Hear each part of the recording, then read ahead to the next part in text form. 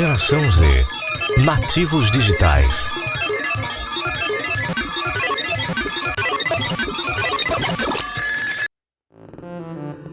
Segundo dados da ONU em 2011, o planeta Terra possui 7 bilhões de pessoas, as quais são divididas por várias categorias, entre elas classes sociais, escolaridade, raça e a que vamos analisar, gerações.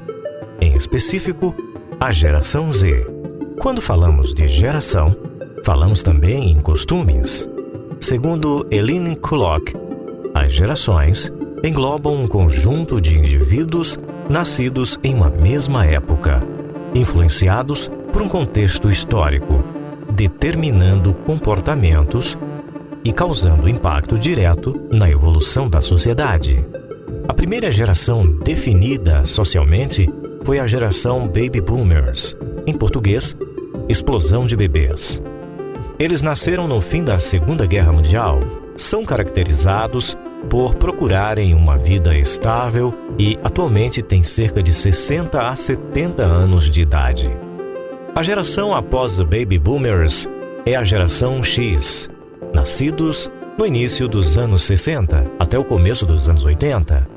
Essa geração é caracterizada por certa resistência a tudo que é novo. Junto com essa geração nasceu a internet. Logo em seguida, vem a geração Y. Eles nasceram no início da década de 80 até o início da década de 90. É uma geração que aprendeu a manusear a internet desde criança. E por fim, a geração Z, nascidos em meados da década de 90 até os dias atuais. Essa geração não conhece o mundo sem a internet e as plataformas digitais. O que define essas gerações são seus costumes, devido ao contexto histórico vivido e ao uso diferenciado das tecnologias. Em geral, quando as pessoas pensam em tecnologia, elas sempre fazem associação direta aos instrumentos técnicos, né? É bem interessante.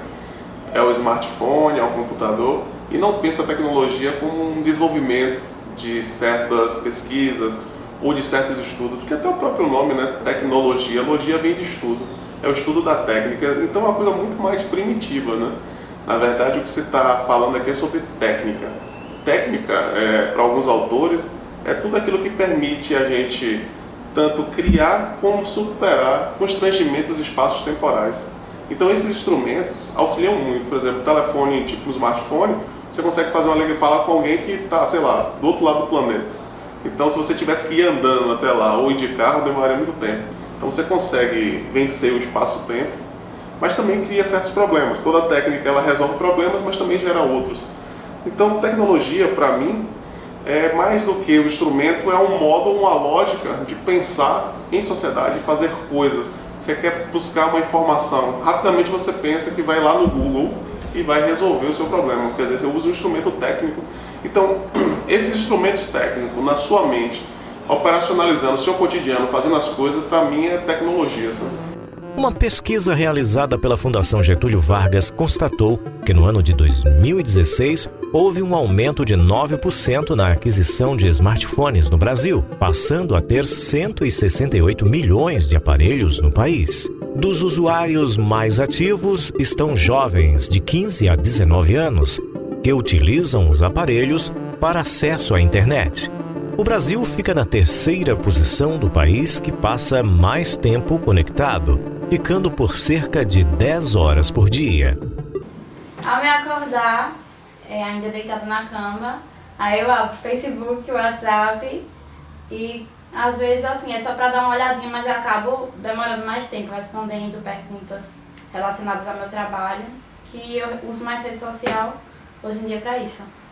Eu trabalho, aí começo a responder, a olhar e tal, e quando eu me vejo já é hora do almoço.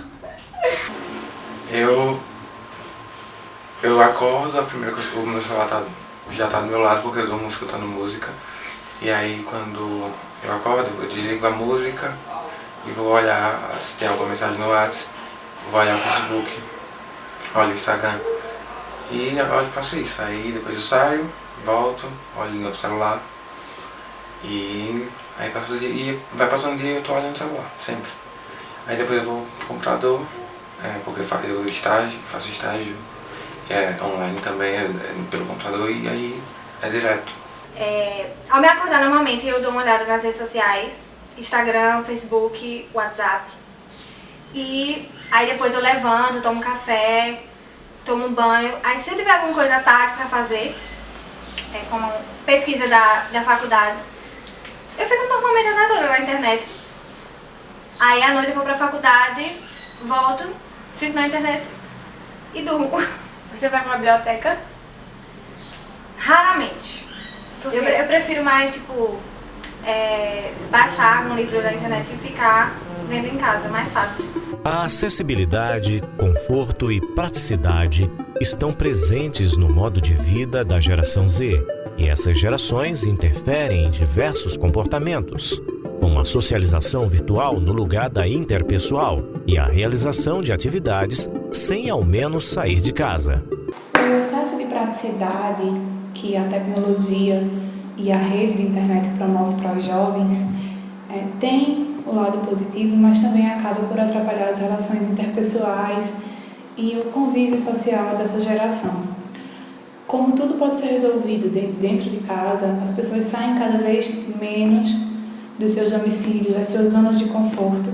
Isso faz com que elas tornem-se pessoas com uma baixa tolerância à frustração, já que elas não precisam ter a frustração de conviver em grandes grupos sociais, de respeitar as diferenças, de conviver com as diferentes formas de pensar. Elas acabam ficando pouco resilientes no que se refere à frustração, à inabilidade de lidar com o outro na sua especificidade.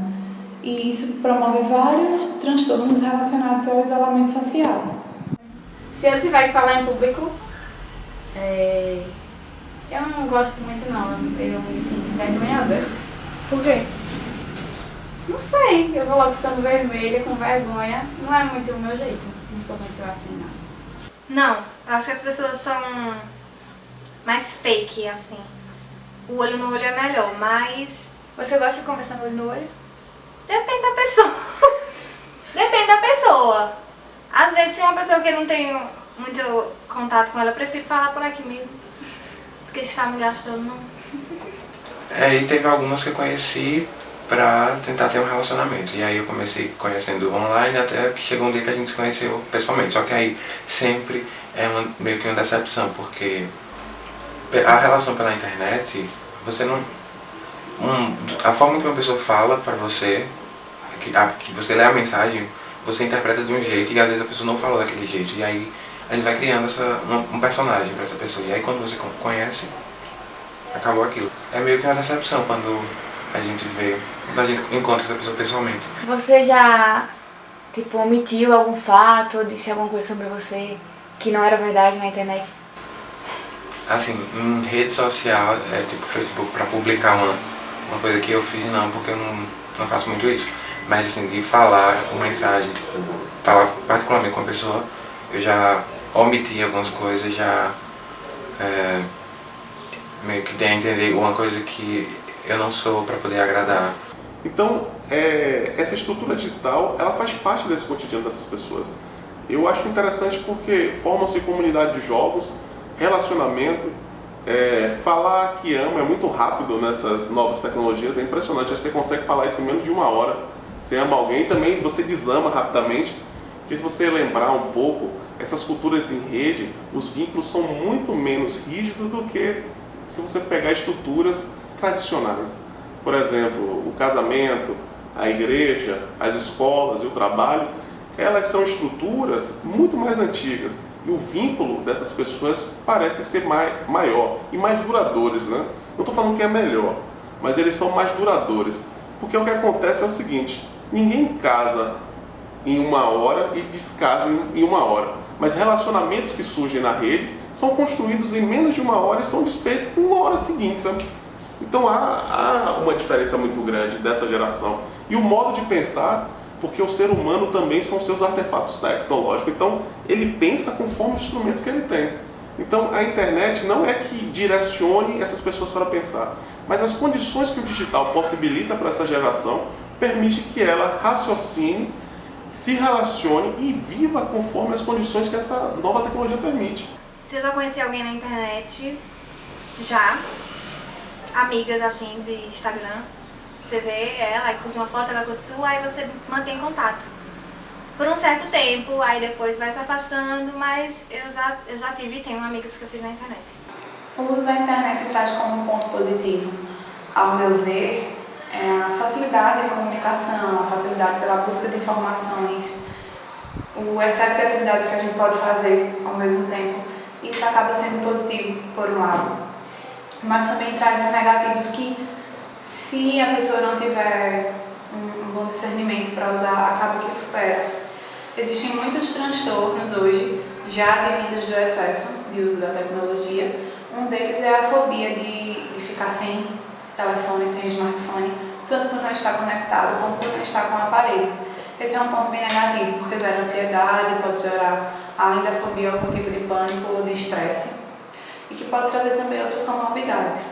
Além disso, eu considero a inabilidade do convívio social como o pior dos pontos negativos, porque é pelo convívio social que a gente consegue todas as outras relações e interações. Originalmente, o homem é um ser social, e essa nova geração ela acaba socializando de um jeito diferente. Está todo mundo cercado de gente e sozinho ao mesmo tempo. E eu acredito que isso seja bastante prejudicial.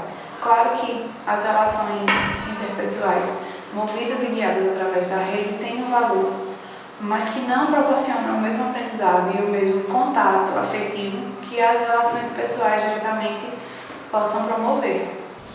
A última vez que eu saí com os amigos foi um tempinho desse. Eu não lembro. A última vez que eu saí com os amigos. Mulher, eu sou muito ruim de memória, tu sabe, né? Foi contigo. Não sei não. Tem um pensador contemporâneo que é o Zygmunt Bauman. Ele fala sobre essa questão da sociedade líquida. E a rede, essa sociedade que nós vivemos, somente a geração Z, ela é constantemente bombardeada por essa liquidez dos laços, dos vínculos, né? Por exemplo, tudo é muito efêmero, como eu falei, os vínculos entre as pessoas são muito frágeis, né? Eles de uma hora para outra surgem, como também celebridade. Então a gente vive num mundo que viraliza pessoas que da noite para o dia são celebridades, antes de terminar a semana já são anônimas, né? Então tudo é muito rápido, tudo é muito efêmero. É forte, as pessoas, por exemplo, vivem e se relacionam na rede, constroem relacionamentos amorosos na rede, mas eles não são duradouros. Né? Não estou falando que não é bom ou ruim, mas há uma diferença muito grande na forma de construção desses laços e na forma de manutenção desses laços. Porque a sociedade em rede, ela tem dois elementos principais, assim, tipo a flexibilidade e a dinâmica. O que eu quero dizer com isso? Flexibilidade é das estruturas e a dinâmica é a relação entre os seus participantes. Então, uma rede social que se forma em plataformas de redes sociais, tipo Facebook, Orkut, o Instagram, o próprio Twitter, ele agrega pessoas, ele tem flexibilidade de agregar novas pessoas, também como tem a condição de não sobrevivência e diminuindo, e o modo como essas pessoas se relacionam, quem interage, quem não interage, o que fala, o que diz. Então é preciso, dentro de um processo de rede, três coisas importantes para o vínculo, né? O interesse, o valor e o modo de relação. Isso é muito importante, porque essa forma de lidar em rede é algo totalmente diferente que gerações anteriores não tiveram. Considerando tudo que foi explanado na minha fala, eu gostaria de deixar para os jovens dessa geração a ideia de que usem realmente o que a rede proporciona de bom. Eu sei que as vantagens e as comodidades são muitas. Hoje quem não nasceu na geração Z, mas é também usuário dela, então que a gente tenha bastante discernimento para usar da forma correta, evitando que ela passe dos limites e que ela seja um excesso, né? Que tenha um lugar na nossa vida, mas que não substitua as outras relações, as outras atividades, que ela não seja o nosso único foco e que assim a gente possa evitar aí outros transtornos, outros desequilíbrios e também a inabilidade de lidar com situações diferentes, visto que nem sempre a gente vai poder viver atrás da tela do telefone. A gente precisa encarar a vida de frente E quanto antes a gente inicia esse processo, mais apto a gente fica para ele. O mundo virtual dá a oportunidade de se viver uma vida na qual o indivíduo assume uma identidade que quiser, expõe o que lhe convém, que se fantasia de outro ser para se relacionar com outros seres. Porém, cada ser humano tem sua peculiaridade, sua personalidade, isso é que nos faz humanos, o real. Então, se conheça. Conheça o outro. Faça de hoje o seu melhor dia. Olhe nos olhos, viva o presente, abrace, se interesse pelo outro, converse, se desconecte e viva.